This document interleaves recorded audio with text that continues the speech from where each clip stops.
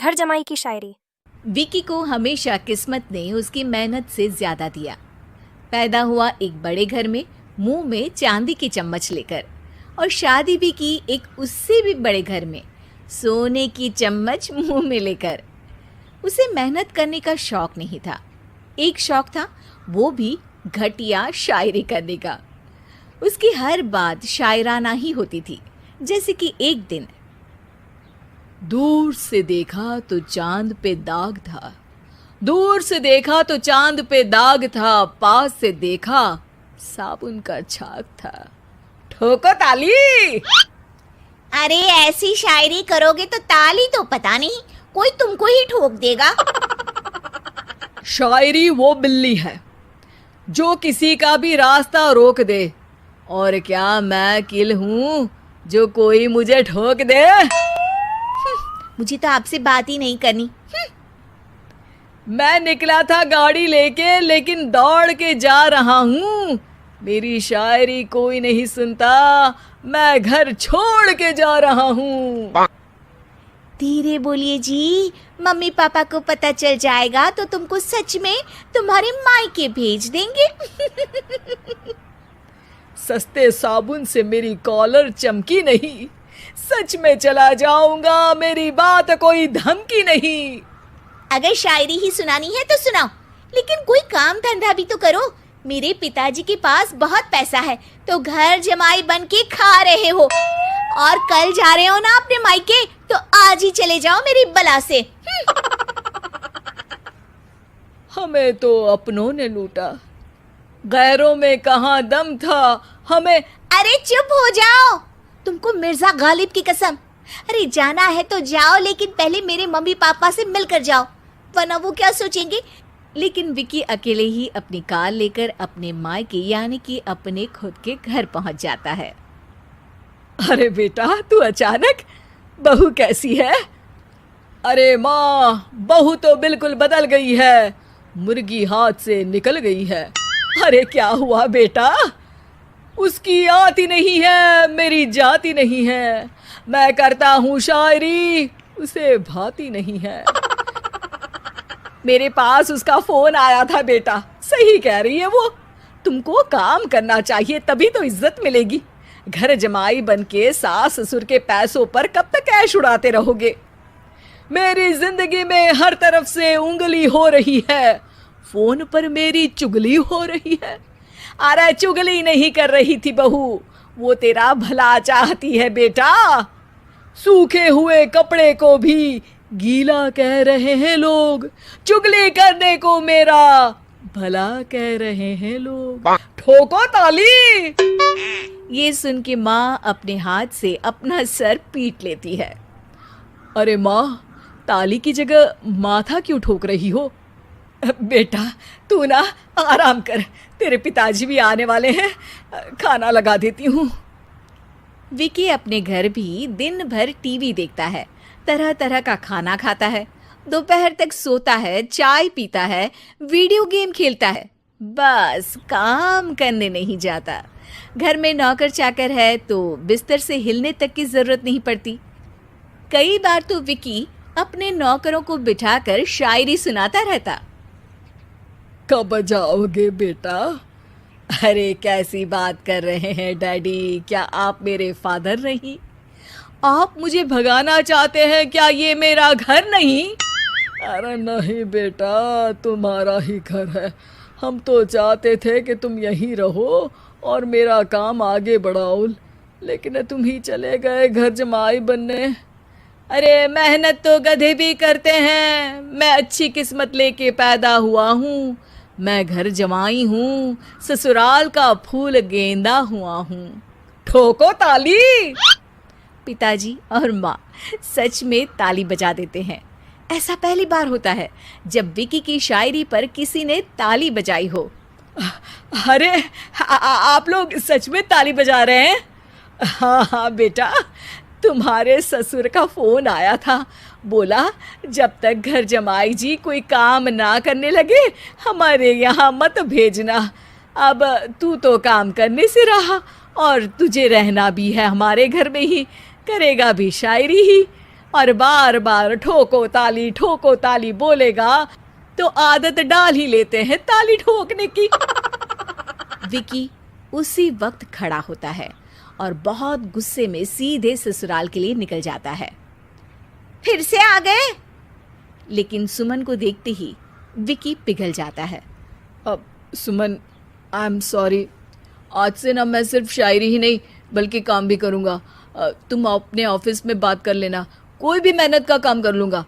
मैं घर जमाई बन के रहूँगा लेकिन काम करूँगा और इज्जत से रहूँगा। मतलब सिर्फ तुम नहीं आए हो, तुम्हारे साथ तुम्हें अकल भी आ गई है। मैं अपने कारखाने का मैनेजर बनाता हूँ तुमको, कल से मेरे साथ चलना वहाँ। थैंक यू ससुर जी। थैंक यू से काम नहीं चलेगा, एक शायरी सुनानी पड़ेगी। है ज़रूर। ससुर के पास पैसा होते भी मेहनत जिसको भाई है, वही सच्चा दामाद है, वही अच्छा घर जमाई है। ठोको ताली। सब विकी की शायरी पर ताली ठोक देते हैं।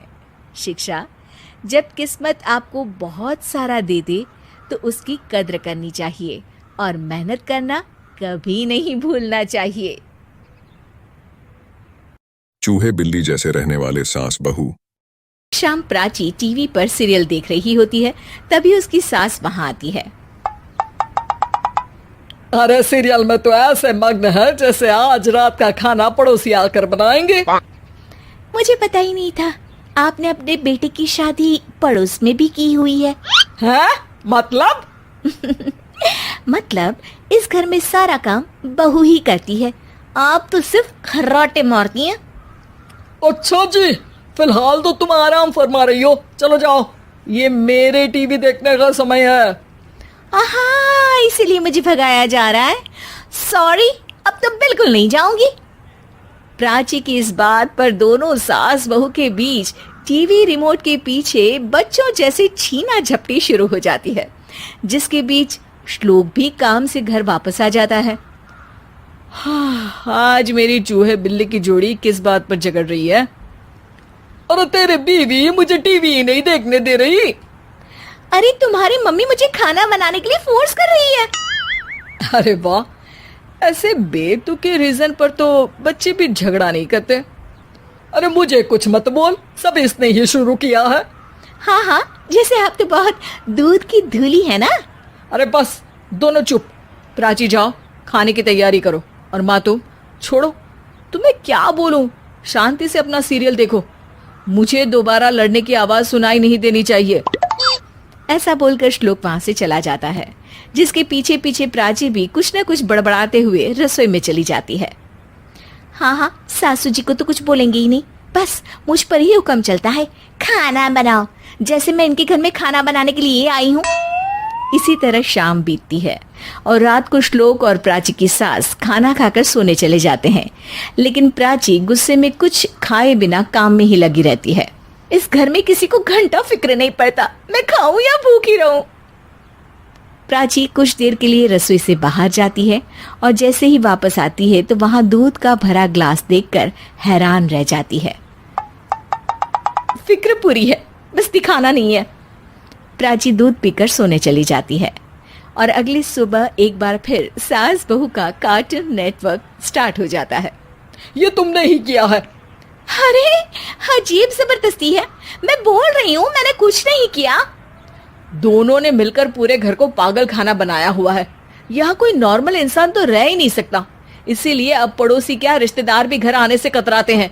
अरे सुन बेटे, तू भी चंगा, तेरी माँ भी चंगी, तेरी बीवी भी चंगी, रिश्तेदार। हाँ जी, आपको नहीं पता क्या, गंगाधर ही शक्तिमान है, रिश्तेदार ही। हाँ, बस समझ गया। कभी जानवरों जैसे लड़ेंगी तो कभी जुगलबंदी करेंगी। भाई मैं आप दोनों के बीच में नहीं फंसना चाहता। सास बहू की इस मनमौजी जोड़ी से परेशान होकर श्लोक अपना सिर खुजलाता वहां से चला जाता है। चलो अब मैं भी कीर्तन में जा रही हूँ। इस पर जैसे ही सास कमरे में अपना पर्स लेने जाती है तो वहां नाश्ते की प्लेट रखी देख मुस्कुराने लगती है और नाश्ता करके घर से बाहर निकलते हुए कुछ पैसे टेबल पर रख जाती है, जिसके कुछ देर बाद सिलेंडर वाला घर आता है। ओ मुरी मैया, मैं सिलेंडर के बारे में तो बिल्कुल भूल ही गई थी। घर खर्च के सारे पैसे भी मम्मी के पास है और श्लोक से बोला तो उल्टा 4 बात सुनाएंगे। प्राची ये सोच ही रही होती है कि अचानक उसका चेहरा चमक उठता है और वो घर में आकर इधर उधर देखने लगती है। तभी उसकी नजर टेबल पर रखे पैसों पर पड़ती है, जिन्हें वो सिलेंडर वाले को दे देती है। ये सब श्लोक देख लेता है। अच्छा बेटे, इतना बड़ा घोटाला, सबके सामने मैं तेरी दुश्मन और पीठ पीछे तेरी मेरी यारी।